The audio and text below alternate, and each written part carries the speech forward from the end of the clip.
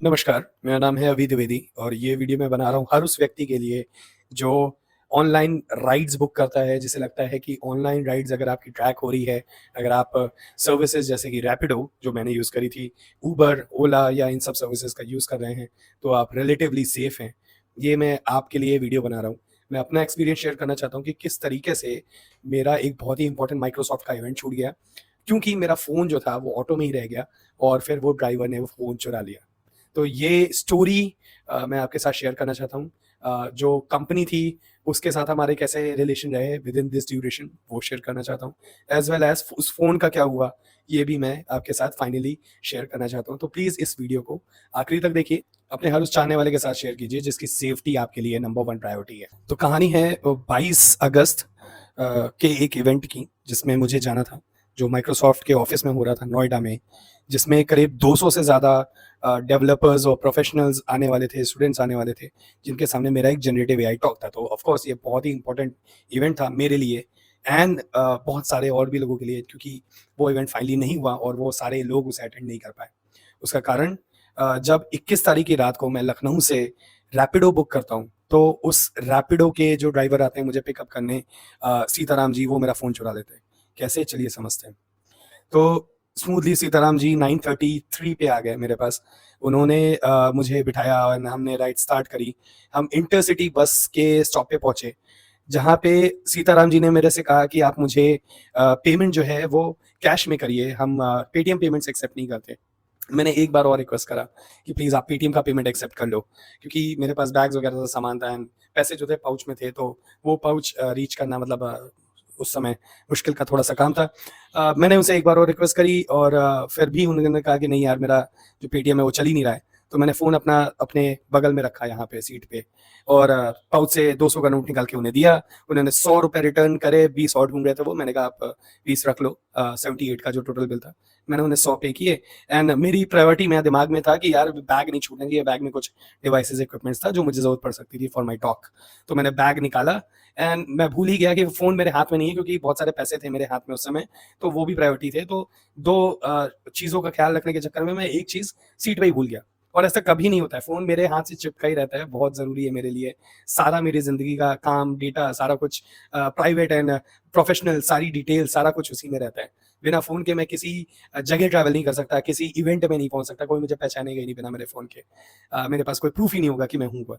तो ये सारी चीज़ों का ध्यान रखते हुए मैं फ़ोन कभी नहीं छोड़ता, बट उस दिन ऐसा हुआ कि 1 सेकंड के लिए मैंने जब तक पैसे रखे रियलाइज़ करा कि ब्लूटूथ कनेक्ट है बट फ़ोन नहीं है। मैंने ब्लूटूथ पे टैप करा, एक बार टैप मेरे को सुनाई दिया, बट जब तक मैं पीछे मुड़ के देखा, सीताराम जी तुरंत ही निकल गए थे एंड मैंने थोड़ा आगे बढ़ के भी देखा, हर तरफ देखा, देयर वाज़ नोवेयर। ब्लूटूथ अभी कनेक्ट है नहीं, अभी अभी अबाउट 100 मीटर की रेंज में होंगे बट मुझे नहीं दिख रहे थे। मैंने तुरंत एक व्यक्ति से बोला कि भाई ये मेरा नंबर है, मुझे कॉल कीजिए, मेरा फ़ोन ऑटो में ही रह गया है। उन्होंने मल्टीपल कॉल्स करे, फ़ोन भी मुझे पक्का याद है कि वो रिंग पे ही था, फ़ोन नहीं उठता है। मेरे तुरंत अपने भाई का नंबर मिलाया एंड उसको बोला कि प्लीज़ इस ऑटो राइडर का पता लगाओ, रैपिडो का कॉन्टैक्ट निकालो फ्रॉम कस्टमर केयर सर्विसेज़, जिससे हम कॉन्टैक्ट कर सकें, हमारा नंबर बता के हम जान सकें कि लास्ट राइड कौन-सी चल रही थी। अनफॉर्च्युनेटली मेरा भाई किसी भी रैपिडो नंबर को रीच आउट नहीं कर पाया, उसे ऐसा कोई भी रैपिडो का कस्टमर एग्ज़ीक्यूटिव नंबर या कस्टमर सपोर्ट नंबर मिला ही नहीं, जिस पे हम ये बात इमीडिएट पहुँचा सकें, जिससे 5, 10, 15 मिनट के अंदर हम उस रैपिडो ड्राइवर को कॉल कर सकें और बोल सकें कि भाई फ़ोन छूट गया है, प्लीज़ ध्यान रखो। या अगर उसी समय हम उस कॉन्टैक्ट सपोर्ट को कॉल कर पाते, तो उसी रात मेरा फ़ोन मिल जाता और मैं नेक्स्ट बस से वापस इवेंट पहुँच सकता था, जो भी है। मेरा फ़ोन मिल सकता था एटलीस्ट। 10:31 हम लोग लगातार कॉल कर रहे थे, 10:31 पे मेरे को पहली बार पता चला कि जो फ़ोन है वो स्विच ऑफ कर दिया गया है। अब दिमाग में था कि ये पैसेंजर ने किसी कर दिया होगा जो नेक्स्ट बैठा होगा, या ड्राइवर ने कर दिया होगा, ये दोनों ही संभावनाएँ थी। यानी किसी को तो हाथ में लग गया है phone, that is for sure. तो हम लोग बहुत परेशान हुए कि अब तो ये तय है कि किसी के पास फ़ोन है जिसकी इंटेंट थोड़ी-सी गलत है। फ़ोन को नहीं देने की इंटेंट है, तभी उसने कॉल आंसर करने की जगह डिवाइस को स्विच ऑफ कर दिया है। ये होने के बाद बस अड्डे पे खड़े रहने का मेरा कोई मतलब नहीं था, क्योंकि अब ये संभावना तो थी ही नहीं कि मैं जा सकूँ जहाँ जाना चाहता हूँ। तो मेरे पापा आए लेने मुझे और मैं उनके साथ वापस घर आने लगा।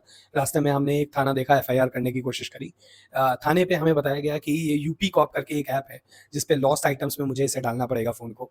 तो मैंने अपने भाई को वहीं से पापा के फ़ोन से कॉल करके बता दिया कि लॉस्ट आइटम्स में फ़ोन डाल दो एंड उसने वैसा ही करा IMEI के साथ लॉस्ट आइटम्स में हमने फ़ोन डाल दिया। रात के करीब 11:30 बजे तक मैं और मेरे पापा वापस लौटे। मेरा भाई और मम्मी घर पे ही थे और हमें स्टार्ट कर दिए सारे तरीके ये ढूँढने के कि कैसे हम अपना फ़ोन वापस पा सकें। कैसे हम कॉन्टैक्ट केयर पे कॉल कर सकें रैपिडो के, या हम जो सीताराम जी का नंबर है जो मेरे फ़ोन से डायल हुआ होगा, तो क्या जियो से उस नंबर का लास्ट कॉल हिस्ट्री निकाल सकें। तो हमने सभी तरह के मेथड्स ट्राई करे। जियो में एक तरीका होता है जिससे आप काइंड ऑफ लॉगिन करके कॉल हिस्ट्री उनके माई जियो ऐप से देख सकते हो, बट उसको हमारे पास क्योंकि सिम का एक्सेस नहीं था तो हमें, या फ़ोन का एक्सेस नहीं था, तो OTP वगैरह नहीं मिल सकते थे। हमें ईमेल के थ्रू करना था, तो हमारा ईमेल तो लिंक था बट हम ईमेल के थ्रू माई जियो लॉगिन नहीं कर पाए। नेक्स्ट स्टेप जो हम देख रहे थे कि रैपिडो से कनेक्ट कर सके इमीडिएट। रैपिडो का हमें कोई भी कॉन्टैक्ट नंबर या कुछ भी तरीका नहीं मिला जिससे हम उनसे इमीडिएट ये बात बता पाएँ कि ये दिक्कत हो रही है, ऐसा कुछ हो रहा है, इस कंप्लेन को हम रजिस्टर कर पाएँ। तो ये एक सबसे बड़ा हमारा हार्ट हिटिंग चीज़ थी कि ये क्यों हो रहा है ऐसा। फाइनली क्योंकि हमारा फ़ोन आईफोन था तो हमने अपना iMac निकाला, जिसे अब मैं ज़्यादा यूज़ नहीं करता हूँ, पर iMac को निकाला क्योंकि ये एप्पल के सारे डिवाइसेस आपस में लोकेशन शेयरिंग करते ही रहते हैं। तो उसको ऑन करने के बाद मुझे कुछ राहत मिली क्योंकि आई कुड सी कि 10:30 बजे 10:33 पे वो मेरा जो फ़ोन है, आईफोन जो है, उसने अपनी लास्ट लोकेशन भेजी है, यानी उस समय के अराउंड उसे बंद किया गया होगा। उस लास्ट लोकेशन में आई कुड ऑल्सो सी कि वो किसी शराब के ठेके के पास की वो लास्ट लोकेशन है। सो यहाँ से इंटेंट क्लियर हो गया कि उसने फ़ोन पहले अपने हाथ में लिया, उसके बाद फिर उसे काइंड ऑफ बंद किया होगा एंड फिर उसने पार्टी वार्टी करी होगी कि आज तो बढ़िया मामला हो गया। एंड वहाँ पे हमने डिसीज़न लिया कि ठीक है, अब फ़ोन अगर कभी भी ऑन होगा तो हमें पता चल जाएगा, क्योंकि हमने उसे लॉस्ट मोड एक्टिवेट कर दिया था। हमने ये भी उसमें लिख दिया था कि किस नंबर पे इस फ़ोन को लौटाने के लिए कॉल किया जाए। हाउएवर अभी भी उस फ़ोन के वापस मिलने की उम्मीद काफ़ी कम थी, क्योंकि ब्लैक मार्केट्स वगैरह में ऐसे बहुत सारे लोग हैं जो फ़ोन का रोम जो है उड़ा देते हैं और फिर आपको फ़ोन नहीं मिलता है। वो फ़ोन पूरी तरीके से फैक्ट्री रीसेट काइंड ऑफ हो जाता है। एंड हमें उम्मीद कम थी इस स्टेप के बाद, बट फिर भी हमने अपनी तरफ से वो लॉस्ट एक्टिव कर दिया था उस फ़ोन पे। एंड अगर कभी वो फ़ोन दोबारा स्टार्ट होता है या कुछ भी होता तो उसका लोकेशन हमें मिलता है, एज वेल एज उस पर लिख के आता कि अगर आप ये फ़ोन लौटा दे तो हमने 5,000 रुपये रखा था कि इस नंबर पे कॉल करके लौटा दे, वो 5,000 रुपये आपको दिए जाएंगे। फाइनली हम बैठ गए, alternate ways to reach out, UP police ये ट्राई करने लग गए, काफ़ी चीज़ें ट्राई करने लग गए। सभी बहुत दुखी थे, डिस्कस कर रहे थे कि कैसे ऐसी चीज़ों को प्रिवेंट करा जा सकता है, कैसे ऐसे सिनेरियोज़ ना हो आपके साथ, क्या लापरवाही, क्या चूक हुई, ये सारी चीज़ें हम परिवार में डिस्कस कर रहे थे। पापा मम्मी सोने चले गए, मैं और मेरा भाई अभी भी कोशिशों में लगे हुए थे। 2:22 के आसपास, 22-23 के आसपास हमें अगला नोटिफिकेशन मिला मेरे iMac से कि ये फ़ोन जो है उसने फिर से डिटेक्ट करा है। और अंदाज़ा ये था कि यह 12:38 पे डिटेक्ट हुआ है, बट हमें वो नोटिफिकेशन लेट आया। 12:38 पे ये फ़ोन एक पर किसी लोकेशन पे, किसी दूसरी लोकेशन पे ऑन करा गया है।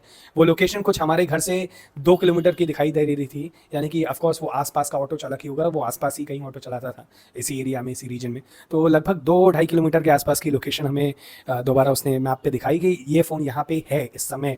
हमने डिसाइड करा, मैं और मेरे भाई ने, कि थोड़ी जान में जान आई कि हमें एटलीस्ट कुछ हिंट मिला है कि ये फ़ोन कहाँ पे हो सकता है। तो अब इस फ़ोन तक रीच आउट होने का तरीका बनाना था, किस तरीके से इस पे पहुंचा जाए। ये तो क्लियर था कि ये फ़ोन चोरी ही है, अब ये लॉस्ट चीज़ नहीं है, क्योंकि 10 बजे इसको बंद करे जाना और फिर रात को इसे फिर से खोल के देखना कि क्या ये यूज़फुल है या नहीं, एक संकेत देता है कि ये चोरी का इंटेंट ही है। नेक्स्ट हमने डिसाइड करा, मैंने और मेरे भाई ने, कि हम रात के समय नहीं निकलेंगे, क्योंकि रात के समय जाना बहुत ख़तरनाक है, कुछ भी हो सकता है। जिसने चोरी ही की हो वो आगे भी कुछ भी कर सकता है, और रात के समय कन्फ्रंट करना किसी को कि आपने मेरा फ़ोन क्यों चुराया, बहुत बेवकूफ़ी भरा आइडिया होगा। सो हमने डिसाइड किया कि हम 5 बजे तक सुबह का इंतज़ार करेंगे। हम 5 बजे पहला थोड़ा बहुत रोशनी होते ही तुरंत निकल जाएंगे और फिर कन्फ्रंट करेंगे, फिर अपने फ़ोन को ढूंढने की कोशिश में लगेंगे। ऐसा ही हमने फॉलो करा। हम वेट करा लगभग 2 घंटे 2.5 घंटे। वो वेट बहुत मुश्किल था मेरे लिए, एक सेकंड नहीं कट रहा था। नींद तो भूल ही जाइए, पूरी रात हम नहीं सोए। तो सुबह के 5 बजते हैं, हम अपने पापा को भी जगाते हैं। उस समय पापा को हमने तब तक सोने दिया था, पर पापा को जगाते हैं। पापा कार लेके निकलते हैं और मैं और मेरा भाई बाइक स्कूटी पे। तो फाइनली हम उस रास्ते पे चल देते। रास्ते में भी मेरी और मेरे भाई की बात हो रही थी कि अगर हमें वो ऑटो ना मिला, क्योंकि हम फ़ोन का लोकेशन तो मिल गया है, पर फ़ोन के लोकेशन के अराउंड भी कई सारे घर हो सकते हैं, हम पिन पॉइंट कैसे करेंगे कौन सा घर। हमारी सारी निर्भरता उस ऑटो के मिल जाने पे थी, क्योंकि मुझे उस ऑटो के कई सारे फीचर्स एकदम क्लियरली याद थे। एक, कि उस ऑटो में पेटीएम किस जगह पे लगा हुआ है, वो एक सर्टेन जगह पे लगा था और वो मुझे क्लियरली पता था। सेकेंड, मेरे पैर पे जो दरी बिछी थी वो नीले कलर की दरी थी, और वो बहुत जैसे टकी हुई दरी होती है, एकदम फिक्स्ड, नहीं हिलने वाली, वैसी नहीं थी, थोड़ी गुचड़ी वुचड़ी सी थी, तो इस कारण वो दरी मुझे याद थी। और तीसरी चीज़, मैंने बैग पीछे पहले रखने की कोशिश की थी, तो बैग से उसका कंप्लीटली पूरा खुला हुआ था, ये चीज़ मुझे याद थी कि काफ़ी बड़ा व्यू दिखता है बैग से। और मतलब ये कुछ 3 चीज़ें मेरे दिमाग में थी, प्लस ऑटो का कलर, ऑफ कोर्स वो बैटरी ऑटो था। यही सोच रहे थे आपस में बात करते हुए कि अगर हमें ऑटो नहीं मिला तो हम क्या करेंगे। आई वाज़ लाइक कि हमें एरिया सर्च वगैरह करना चाहिए, बट लेट्स सी, अगर ऑटो नहीं मिला तो हम आसपास के घरों में खटखटा के पूछेंगे। 3 से 4 घर होंगे ज़्यादा से ज़्यादा, जहाँ हम खटका के पूछ सकते हैं कि वो जो ऑटो वाला जो है सीताराम, जो हमें नाम लग रहा था, वो है या नहीं, आसपास कोई इसे जानते हैं नहीं। हम लोकेशन पे पहुँचे, लोकेशन पे पहुँचते ही हमें देखा कि एक ऑटो खड़ा हुआ है, और हम उस ऑटो के पास गए, बट क्लियरली वो ऑटो वो नहीं था। अ, हमें देखते ही बड़ी निराशा हुई, but I was very clear कि ये ऑटो तो नहीं है, क्योंकि ये जो आइडेंटिफिकेशन सिग्नेचर्स मैंने आपको बताया कि जो मुझे याद थे, वो उस ऑटो में नहीं थे। इस पहले ऑटो को देखने के बाद हमने फिर डिसाइड करा कि हम आस-पास की गलियों के सारे ऑटो देखना स्टार्ट करेंगे। हमने लेफ्ट गए देखा, राइट गए देखा, आगे जाके कुछ और गलियाँ तलाश करी, क्योंकि ये बहुत कॉमन है कि ऑटो चलाने व्यक्ति अपने घर के बाहर पार्क ना करके लगभग 1 डेढ़ किलोमीटर एरिया में कहीं पार्क कर दे, जहाँ पे भी उसे मैदानी एरिया मिले। तो हमने ऑटो को ढूँढना अपनी पहली प्रायोरिटी बनाया, और सारे स्थानों को देखना स्टार्ट कर दिया। ऑटो को देखते-देखते हमने लगभग पूरा एरिया सर्च कर दिया था। हमने हर किसी से पूछा कि यहाँ पे कौन-कौन ऑटो चलाता है? क्या वो किसी सीताराम जी को जानते हैं? क्या इस गली में कोई ऑटो उन्होंने पार्क किया रहते देखा है?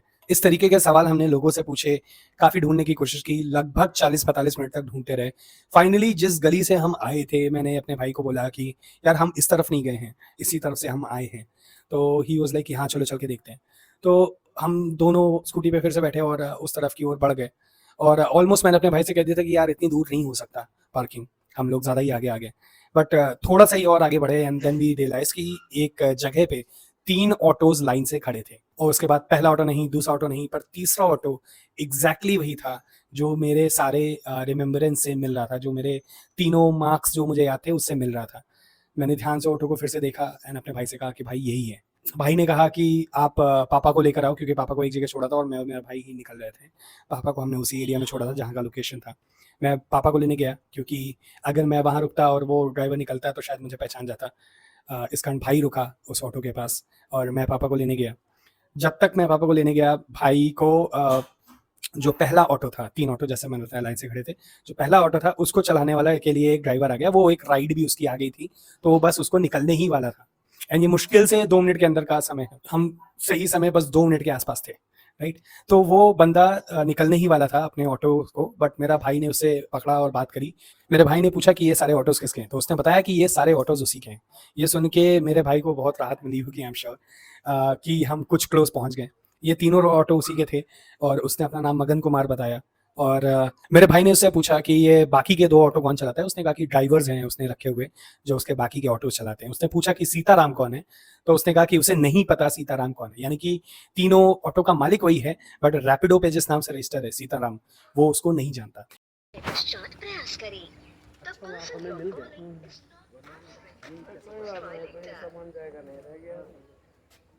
अच्छा भैया, हम आपको बताते हैं, ये जो दरी देख रहे हैं ऐसी बिछी है, ये हमें याद थी। आपका पेटीएम जहाँ पे लगा है वो हमें याद था। पीछे से ऐसे पूरा खुला होता है, ये याद था। ये दरवाजा इस साइड का नहीं है, उस साइड का है, गद्दी पे ही रह गया। हमने स्कैन करके देखा कि वो जो तीसरा ऑटो था उस पे पेटीएम पे क्या नाम आ रहा है, तो मगन कुमार नाम आ रहा है, जो उस पहले मिले हुए व्यक्ति का नाम था, जो ओनर का था उसका नाम था। हमने ओनर से कहा कि हमें आप बताइए कि ये थर्ड वाले का जो ड्राइवर है वो कहाँ पे है, क्योंकि इसमें हमारा कुछ सामान छूटा है। उसने कहा कहाँ छूटा है? हमने कहा बैक सीट पे छूटा है। उसने तुरंत डिनाई कर दिया कि बैक सीट पे तो कोई पैसेंजर ले जाता है, ये हो जाता है, वो हो जाता है, इसकी हम कोई गारंटी नहीं देते, ये वो। हमने कहा नहीं, आप फिर भी हमें मिलाइए, क्योंकि हम बिल्कुल सर्टेन थे कि अगर कोई और ले गया होता तो हम इस लोकेशन तक, इस ऑटो तक नहीं पहुंच सकते थे। हम वहां पे खड़े ही इसलिए थे क्योंकि वो फोन, हमारा सामान वहीं कहीं उसी एरिया में है। हमें एग्जैक्टली पता है किस एरिया पे, किस कहाँ पे हम पहुंचे। यहाँ पे उस ट्रैकिंग के बदौलत हैं जो एप्पल ने हमें दी है। फाइनली हमने उससे कहा, मगन कुमार से, कि भाई हमें ड्राइवर का पता दो, नाम बताओ, उसने नाम बताने तक से इनकार कर दिया, उसने हमें गोल-गोल घुमाया। उसने हमें उस ड्राइवर का घर ढूँढने के बहाने कभी इधर ले जा रहा है, कभी उधर ले जा रहा है। ऑलमोस्ट सेम लोकेशन तक ले जाके फिर आगे-पीछे, उधर-उधर घुमाने लगे। वो उसे डिफेंड करने की कोशिश कर रहा था हर तरीके से बचाना चाह रहा था। मुझे लगता है कि वो दोनों आपस में रिलेटिव भी थे, अदरवाइज़ वो और ज़्यादा इतना डिफेंड नहीं कर रहा होता। और बेसिकली काफ़ी देर घूमने के बाद हम वापस ऑटो पे आके जब रुक गए एंड उससे कहा कि कॉल करके इसे बुलाओ, तब उसका फ़ोन उड़ गया था। इसके पहले उसका जो फ़ोन था ड्राइवर का, वो बार-बार नहीं उठ रहा था और मोस्ट लाइकली वो ड्राइवर सो रहा होगा उसके पहले। तो फाइनली फ़ोन उठाया और उसने कहा कि मैं ज लोकेशन पे ही आता हूँ, जहाँ पे ऑटो पार्क्ड होते हैं वहीं पे आता हूँ। तो हम लोग भी वो जहाँ ऑटो पार्क्ड होता है वहीं पे जाके खड़े हो गए हैं, मैं, मेरे भाई, मेरे पापा और वो मगन कुमार। हमने उसे रोक के रखा था एंड उसके दिमाग में हम ये बात डाल रहे थे बार-बार कि पुलिस आपको ढूँढ रही है और इस फ़ोन को ढूँढ रही है और हमारे सामान को ढूँढ रही है। तो ताकि उस पे थोड़ा प्रेशर बना रहे और वो हमारे साथ कंप्लाई करे हमारी सर्च में। थोड़ा समय और होता है और हम देखते हैं कि फाइनली वो जो ड्राइवर था वो वहाँ पे आ गया और सिगरेट पीते हुए, बीड़ी पीते हुए वहाँ पे हमें दिखाई दिया। हमने उससे काफ़ी क्वेश्चन करा। हमने कहा कि क्या आप मुझे जानते हैं? क्या आपने ही मुझे छोड़ा था? मैं उसे चेहरे से नहीं पहचान पाया था बाय द वे, क्योंकि मुझे उसका चेहरा याद नहीं था बिल्कुल भी। बट हाँ, ऑटो की सारी डिटेल्स याद थी और मैं बहुत सर्टेन था कि यही ऑटो है। और उसने कहा कि हाँ, कल रात को ये ऑटो वही चला रहा था। मैंने कहा आपने मुझे कहाँ छोड़ा था? तो उसने कहा कि हाँ, मैंने आपको ट्रांसपोर्ट नगर पे छोड़ा था, which is exactly intercity bus stop. इतना बोलने के बाद वी वर सर्टेन कि फ़ोन इसी के पास है ऑफ कोर्स एंड अब हम उससे कन्फ्रंट कर सकते हैं। तो मेरे भाई ने और इन्वेस्टिगेट करना और पूछना स्टार्ट करा कि बताओ फ़ोन कहाँ है? तो वो कह रहा कि फ़ोन तो मुझे कोई मिला ही नहीं और उसको तो पता ही नहीं कि कोई छूटा है। कोई पैसेंजर को मिला होता तो वो भी बता देता एंड एवरीथिंग। बट हमने उसे फिर कहा कि भाई ये सब बोलना छोड़ दो, क्योंकि हम फ़ोन के लोकेशन को ही ट्रैक करके यहाँ तक पहुँचे हैं और अगर फ़ोन तुम्हारे पास ना होता, किसी और के पास होता, तो हम तुम्हारे घर की जगह उस बंदे के घर पे होते जिसके पास फ़ोन है और ये चीज़ें बिल्कुल सर्टेन है। फिर भी वो मान नहीं रहा था। फिर फाइनली मैंने उसे उसकी एक्टिविटीज़ बताना स्टार्ट करा कि किस तरीके से 10:30 बजे तुमने फ़ोन बंद करा है किसी शराब के ठेके पे और तुम वापस घर आए हो और वापस घर आके तुमने 12:36 पे अपना फ़ोन रीस्टार्ट करा है, जिसके कारण हमें पता चला कि तुम कहाँ पे हो। केवल विश्वास में तुम लोगों को नाम क्या है भाई तुम्हारा? 10:33 पे तुमने फ़ोन ऑफ करा है, 12:33 पे दोबारा खोला है, 12:36 पे। कितने बजे गए थे हम? 9:30 बजे गया। 9:30 बजे शाम को। अरे वो बता तो रहे यार। खुद ही पता भाई। तो ये डिटेल जानने के बाद फाइनली हमें कमिट करा, कन्फेस करा कि हाँ, उसने फ़ोन लिया है, उसने सिम तोड़ के उसी समय फेंक दी थी जब वो रुका था और फिर उसने फ़ोन जो है बंद करके रख लिया था। 12:30 बजे फिर से स्टार्ट करा और फ़ोन इसके पास ही है। तो हमें फाइनली राहत मिली यहाँ पे और मेरा भाई और वो गए फ़ोन लेने। हालाँकि जब स्कूटी से जा रहे थे, वहाँ पे भी उसने भागने की कोशिश करी। वो हमसे स्कूटी की चाबी माँग रहा था और कह रहा था कि आप पीछे मत आओ, आप साथ में मत आओ, मैं घर जाऊँगा, लेके आ जाऊँगा। बट ऑफ़ कोर्स हम उसे जाने नहीं दे सकते थे अकेले, क्योंकि इतनी मुश्किल से हमने उसे ढूँढा है। अब हम रिस्क और नहीं ले सकते थे। मेरा भाई और वो जो चालक था, वो जो ड्राइवर था, वो साथ में गए उसके घर। जब वो अंदर भी जा रहा था अपने घर भी, जब वो अपने घर भी जा रहा था फ़ोन लेने, मेरे भाई ने उसका फ़ोन लेके अपनी जेब में रख लिया ताकि ये पीछे के किसी रास्ते से भाग ना जाए और फाइनली वो फ़ोन लेकर लौटा और भाई के साथ वापस आया मेरे पास। हमने उससे फ़ोन वापस लिया, हमने उसे समझाया कि आज के समय में फ़ोन चुराना बहुत बेवकूफ़ी की बात है। किसी भी चीज़ के बारे में तुम्हारे दिमाग में अगर गलत लालच आ जा रहा है, कुछ भी आ जा रहा है, तो प्लीज़ ऐसा मत किया करो। अगर हमारी जगह पुलिस को ये फ़ोन मिला होता, तो तुम्हारी बहुत सुताई हो जाती। प्लीज़ ऐसे रिस्क मत लो, ऐसा मत किया करो, है ना? हमने उसे सिंपली समझाया, बिना डाँटे, बिना एक भी हाथ उठाए हमने ये चीज़ें सॉल्व करी एंड फाइनली हमने उसके साथ एक सेल्फ़ी भी ली। अब यहाँ पर भी सेल्फ़ी लेने के समय पे भी जो ड्राइवर का जो मालिक था, वो उसे डिफेंड करने की कोशिश कर रहा था, कह रहा था कि आप इसकी फ़ोटो क्यों लोगे, आप मेरी फ़ोटो ले लो। इट वाज़ वेरी सर्टेन कि ये दोनों रिलेटिव्स हैं और एक और बात मैं हाइलाइट करना चाहूँगा, इस ड्राइवर का नाम जो है, वो कभी हमें अमित बताया जा रहा था, कभी हमें सुरेश बताया जा रहा था। हमें अभी तक ये पता नहीं है कि उस ड्राइवर का जो आप लाल शर्ट में देख रहे हो, नाम क्या है? हमें नहीं पता। हमने उसके साथ खैर फ़ोटो ली और हम वहाँ से निकल गए। हो गया, फ़ोन आपने दे दिया, थैंक यू, पर आगे से ध्यान रखिएगा। नाउ इस पूरे इंसिडेंट के बाद अब कुछ चीज़ें हैं जो मैं आपको हाइलाइट कराना चाहता हूँ। चीज़ नंबर 1, रैपिडो की इसमें क्या इन्वॉल्वमेंट है? रैपिडो से हमें कोई भी सहायता मिली नहीं। तो यहाँ पे जो रैपिडो है, अगर इमीडिएटली कोई कस्टमर सपोर्ट नंबर रखता, जिससे हम बात कर सकते, तो बहुत सुविधा होती, बट नहीं थी। ऐसा कुछ भी नहीं था, तो हम कुछ भी नहीं कर पाए उस समय इमीडिएटली फ़ोन ढूँढने का। अगर हम कॉल कर पाते, तो हम उसी समय कन्फ्रंट करके पूछ सकते कि वो कहाँ पे है, हम उस तक पहुँच जाएँ या वो हम तक आ जाए और हम उसे कुछ एक्स्ट्रा पैसे ₹500, ₹1000 ऑफ़र कर सकते कि यहाँ तक आके फ़ोन देने का, जिसमें there is a high chance कि वो उस समय दे देता। Second what I would like to say is basically इसमें जो हमें रैपिडो की इन्वॉल्वमेंट दिखी वो किस तरीके की दिखी मैं आपको बताता हूँ इसके बाद क्या हुआ। तो रैपिडो से हमने ये सारी जो स्टोरी थी अपनी वो पोस्ट करी कि किस तरीके से हमारा फ़ोन चोरी हो गया है, लॉस्ट हो गया है एंड इसे अब हम ढूँढना चाह रहे हैं। हमने इसको सोशल मीडिया लिंक्डइन पे स्पेसिफिकली पोस्ट करा, सभी फाउंडर्स का नाम लिख के, रैपिडो को टैग करके, और हमने इस स्टोरी को लिंक्डइन पे पोस्ट करा। जहाँ से रैपिडो के कॉन्टैक्ट सपोर्ट ने हमें कॉल करना स्टार्ट करा, क्योंकि मेरा फ़ोन तो चोरी हो गया है, सिम उस समय मेरे पास था नहीं। तो उन्होंने अल्टरनेट नंबर यानी मेरे भाई के नंबर पे कॉल करके हमसे कम्युनिकेट करा एंड उनका कम्युनिकेशन ऑलमोस्ट ज़ीरो हेल्पफुल था आई वुड से, क्योंकि उन्होंने कहा कि ठीक है हम जो रजिस्टर्ड ड्राइवर हैं, पहली कॉल में उनसे बात हुई, उनसे कहा कि उन्होंने कहा कि हम रजिस्टर्ड ड्राइवर जो है उससे बात कर रहे हैं, जो सीताराम जी हैं उनसे बात करेंगे और पता लगाएंगे। और उन्होंने थोड़ा समय लिया, बात करके वो वापस आया और उन्होंने कहा कि ड्राइवर ने कहा है कि उनको कोई भी फ़ोन नहीं मिला है। That's it, that was first conversation, जिसके कुछ घंटे बाद मैंने चूज़ करा कि मैं उन्हें रिवील करूँगा कि एग्जैक्टली हुआ क्या है। ये पूरी कहानी मैंने ड्राफ्ट करी एक ईमेल में और उनको अपनी जो फाइंडिंग्स हैं, अपने जो एविडेंसेस हैं, वो सारे अटैच करके उनको दिए कि जो आप मुझे बता रहे हो कि ड्राइवर ने कह दिया कि उसके पास फ़ोन नहीं है, ये सरासर झूठ बात है। और अगर आप सिर्फ ड्राइवर की कहीं इतनी सी बात से मान जा रहे हो कि उसने फ़ोन नहीं लिया और उसने सच में नहीं लिया, तो ये किस हद तक नुकसानदायक या खतरनाक हो सकता है। ऑफ कोर्स वो तो बोलेगा ही कि उसने ये नहीं की। तो ये सारी डिटेल्स मैंने शेयर करी रैपिडो के साथ, रैपिडो के एग्जीक्यूटिव्स के साथ। कुछ घंटों के बाद रैपिडो ने फिर से हमें कॉन्टैक्ट बैक करा एंड देन दे सेड कि हाँ, हमें आपकी सारी शेयरिंग्स मिल गई हैं। हमने फिर से बात करी सीताराम के साथ and then he agreed as well कि हाँ, जो ये चीज़ें कही गई वो सही है और उसने फ़ोन लिया था एंड देन वापस कर दिया जब उसको अब कुछ करने की ज़रूरत नहीं है। नाउ मैंने रैपिडो से कुछ सवाल माँगे थे कि क्या आप मुझे ये बता सकते हो कि इस ड्राइवर का असली नाम क्या है, जो आपका ऑटो चला रहा है, जिसका नाम आप कह रहे हो कि सीताराम है। आप मुझे बता रहे हो कि सीताराम नाम है, बट वहाँ पे जब मैंने खुद इन्वेस्टिगेट करा तो वैसा कुछ नहीं था। उसको वो दोनों ही लोग, ड्राइवर और ऑटो का मालिक, सीताराम को नहीं जानते थे। तो ये सीताराम का नाम कहाँ से आ रहा है, मुझे कोई आइडिया नहीं है।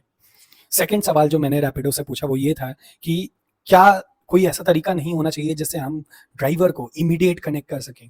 नो मैटर हम किसी भी नंबर से लॉग्ड इन हुए हों, हम एक रैंडम कस्टमर सपोर्ट नंबर पे कॉल करके, आपके रैपिडो कस्टमर सपोर्ट पे कॉल करके अपना नंबर जो रजिस्टर्ड आईडी है उसको बताकर हम अपनी लास्ट डिटेल गेट कर सकें इन केस ऑफ इमरजेंसी। क्योंकि यहाँ तो मैं खोया हूँ, अगर कोई व्यक्ति ही खो जाता, अगर कोई महिला खो जाती, तो एक-एक सेकंड इंपॉर्टेंट है।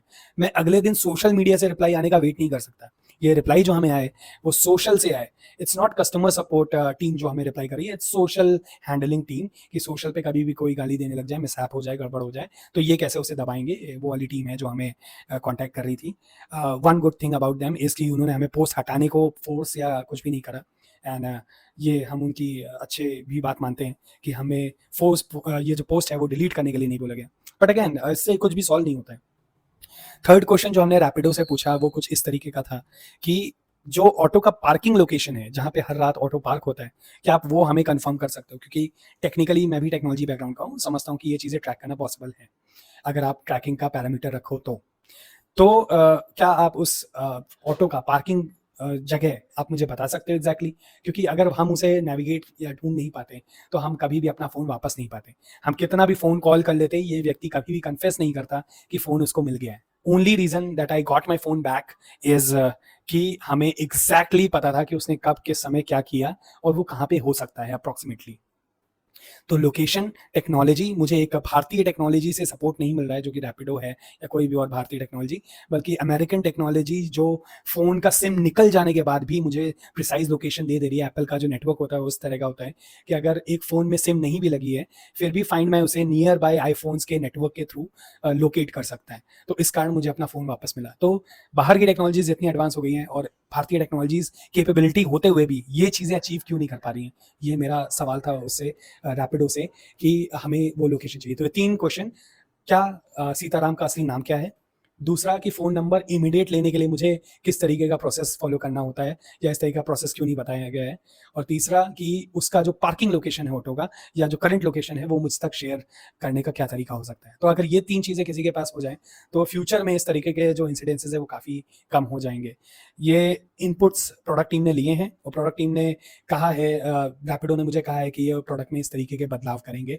आज के समय में हम हर चीज़ ऑनलाइन करते हैं क्योंकि हम श्योर होते हैं कि ये चीज़ें ट्रैक हो रही हैं, चाहे वो ऑनलाइन फूड डिलीवरी हो, चाहे वो ऑनलाइन ग्रोसरी मंगाना हो, हर चीज़ ऑनलाइन हो चुकी है और वो अच्छा भी है।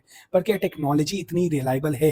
क्या टेक्नोलॉजी के पीछे छुपे जो लोग हैं जो हम तक उसको उनको कनेक्ट कर रहे हैं, उनके इंटेंशंस क्लियर हैं? क्योंकि यहाँ पे इंटेंशन ही एक चीज़ है जो गड़बड़ हो गई थी। एक छोटा-सा लालच उनके दिमाग में आ गया, जो ड्राइवर थे, जिनका नाम मुझे अभी तक नहीं पता है, और जिसके कारण ये सारी प्रॉब्लम्स जो थी हमें फेस करनी पड़ी। मेरा एक बहुत ही इम्पोर्टेंट इवेंट छूटा, मेरा फ़ोन खोया, जिसके मिलने की लगभग कोई संभावना नहीं थी।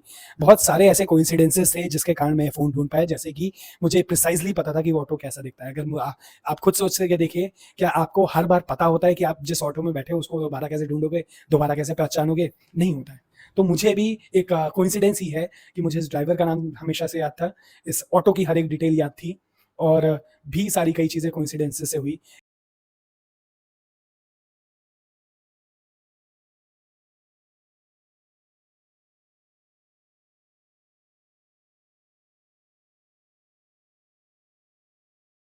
तो ये जो डिपेंडेंसी है हमारी आज की टेक्नोलॉजी के ऊपर, और उसके बाद भी अगर हमें ऐसी ट्रेसेबिलिटी इश्यूज़ देखने को मिले, तो ये काफ़ी हानिकारक हो सकता है, काफ़ी बड़े हादसे हो सकते हैं। एक-एक सेकंड जब कोई व्यक्ति खो जाए, तो मायने रखता है, और आप जिस ड्राइवर के साथ जा रहे हो, उसकी इंटेंशन करेक्ट होना बहुत ज़रूरी है। तो उसपे हमें सेफ्टी मेजर्स को बढ़ाने की बहुत ज़रूरी है। यही मेरी दरख्वास्त है सभी कंपनियों से, और आपको भी सतर्क रहने की ज़रूरत है कि आप जिस ड्राइवर के साथ बैठे हो, नेक्स्ट मोमेंट कुछ भी हो सकता है। मैं ये नहीं कह रहा कि उस ड्राइवर ने कुछ बहुत गलत करा। उसने मेरे हाथ से फ़ोन नहीं छीना, फ़ोन मेरी ही गलती की वजह से छूटा है, और उसने गलती बस इतनी करी कि उसने एक लालच दिमाग में बैठ गया, और उसे सोचा कि वो रख ही सकता है फ़ोन को हमेशा के लिए, और उसने ना लौटाने का डिसीज़न लिया। तो ये थी ये पूरी स्टोरी। आई होप आप इसे पसंद करें, और प्लीज़ इसे शेयर करें उन सभी लोगों तक जिन्हें आप चाहते हैं कि वो सतर्क रहें अपनी पर्सनल बिलॉन्गिंग्स को लेकर। क्योंकि अगर फ़ोन तो ट्रैकेबल चीज़ है, अगर मेरी कोई ज्वेलरी होती, कोई डिवाइसेज़ होते, जो खो जाती, तो कभी नहीं मिलती। That I am very certain about.